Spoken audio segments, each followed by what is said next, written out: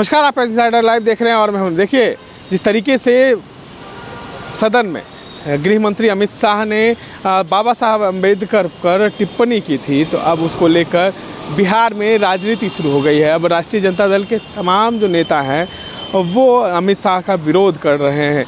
देखिए क्या कुछ कह रहे हैं तमाम नेता, एक बार आप सुने। अपने नेताओं का मैं स्वागत करता हूं और आप तमाम print media, electronic media, YouTuber सभी भाइयों को मैं सम्मान के साथ अभिवादन करता हूं, शुक्रिया अदा करता हूं। आज जो प्रेस कॉन्फ्रेंस में आप सभी को जो बुलाया गया है, आज का दिन काला इतिहास के रूप में जाना जा रहा है। देश के गृह मंत्री जी का जो पार्लियामेंट में जो बयान आया, इस बयान से पूरे देश की 90% आबादी आज मर्माहत है। देश के गृह मंत्री जी का जो वक्तव्य है, इस वक्तव्य को हम राष्ट्रीय जनता दल परिवार घोर निंदा करते हैं कि एक देश के गृह मंत्री के पद पर रहते हुए इस तरीका का अपमान शब्द का जो है उन्होंने जो इस्तेमाल किया, जो शब्द का इस्तेमाल किया, वो काफ़ी निंदनीय है।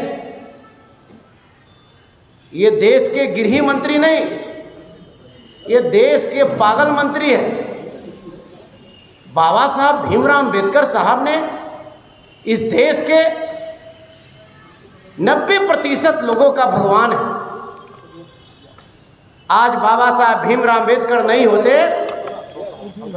तो हमारे ऐसा जूता सीने वाला का बेटा शिवचंदा राम मंत्री विधायक नहीं होते।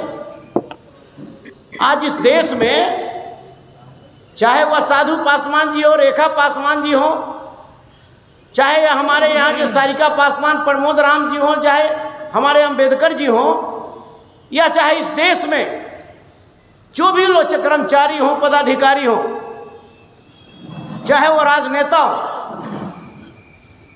बाबा साहब भीमराव अम्बेडकर साहब का जो आरक्षण का कृपा है, आरक्षण का ताकत है, इस आरक्षण के बदौलत आज दबे कुचले शोषित पीड़ित आज वह मंत्री, विधायक, मुखिया, जिला पार्षद, प्रमुख बनने का काम किया। और वैसे गृह मंत्री जी ने बाबा साहब भीमराव अम्बेडकर साहब को नाम लेकर करके उन्होंने मजाक उड़ाने का काम किया। वहाँ देश के सबसे उच्च सदन में हम इसकी निंदा करते हैं और खास करके यह चुनौती भी देना चाहता हूँ, अमित शाह जी, अगर आप में ताकत है, आपकी पार्टी में ताकत है, तो आप भारतीय जनता पार्टी एनडीए आप घोषणा आज कर दीजिए कि हमारी पार्टी कभी बाबा साहब का नाम नहीं लेगा। तब हम समझेंगे कि बाबा साहब, न तो मुंह में राम बगल में छुरी, नहीं चलेगा।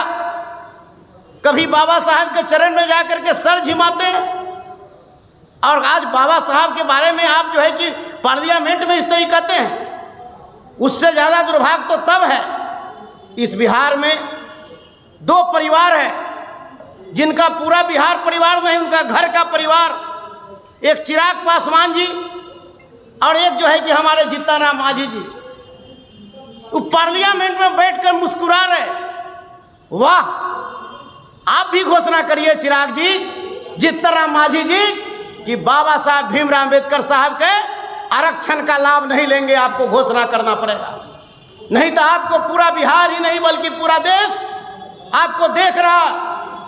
आप बैठ करके पार्लियामेंट में बाबा साहब का अपमान हो रहा है। अब पार्लियामेंट में वैसे जो भी दलित हमारे जो सांसद हैं वो देख करके बैठे हैं। इसलिए आज चिराग पासवान जी को और जीतन राम मांझी जी को घोषणा करना पड़ेगा कि हम बाबा साहब का दिया हुआ आरक्षण का सीट से हम चुनाव नहीं लड़ेंगे। चिराग पासवान जी तो ऐसे भी कह चुके हैं कि हम दलितों का आरक्षण खत्म होना चाहिए। तो दलितों का आरक्षण खत्म होना चाहिए तो वह दलितों का जो आरक्षित, जो बाबा साहब का दिया हुआ आरक्षण का जो सीट है, उससे आप चुनाव क्यों लड़ते हैं? इसलिए आज के समय में, आज यह भारतीय जनता पार्टी, मैं अपने नेता आदरणीय लालू प्रसाद यादव जी और युवा नेता नौकरीमैन ऑफ इंडिया तेजस्वी यादव जी को बधाई देता हूं कि इन्होंने कहा भी था पहले भी कि संविधान पर खतरा इस देश में। हम लोग संविधान की बात करते हैं और यह संविधान को खत्म करने वाला जो एनडीए के लोग हैं, वो चाहता है कि संविधान खत्म हो और आरएसएस के संविधान पर यह देश चले। यह ऐसा होने वाला नहीं। इन्होंने दिखा दिया अपना चेहरा को इन्होंने दिखा दिया और पार्लियामेंट में बाबा साहब अम्बेडकर की बार बार नाम लेकर करके और जो इन्होंने अपमानित करने का काम किया है, इनका चेहरा उजागर हुआ। पूरा देश, पूरी दुनिया इसको देखने का काम किया कि देश के गृह मंत्री ने किस तरीका से बाबा साहब को नाम लेकर के अपमानित करने का काम किया। तभी तो आज खत्म हुआ। हम तो बार बार बोलते हैं, हमारे नेता बार बार बोलते हैं कि संविधान पर खतरा है। जब से ये एनडीए जो सरकार में आई, तब से बाबा साहब भीमराव अम्बेडकर का दिया हुआ प्रसाद रुपया। तो आपने सुना किस तरीके से चंदन राम हो, अनिल कुमार साधु हो या रेखा पासवान हो, तमाम जो नेता हैं, विधायक हैं, पूर्व मंत्री हैं, वो काफ़ी गुस्से में हैं। वो चिराग पासवान को भी घेर रहे हैं। किस तरीके से कह रहे हैं कि चिराग पासवान क्या वहाँ बैठ के सुन रहे थे क्या? क्यों नहीं उन्होंने विरोध किया है? देखिए काफ़ी गुस्से में है। अब देखना ये होगा कि क्या अमित शाह इस बयान से वापस होते हैं या नहीं।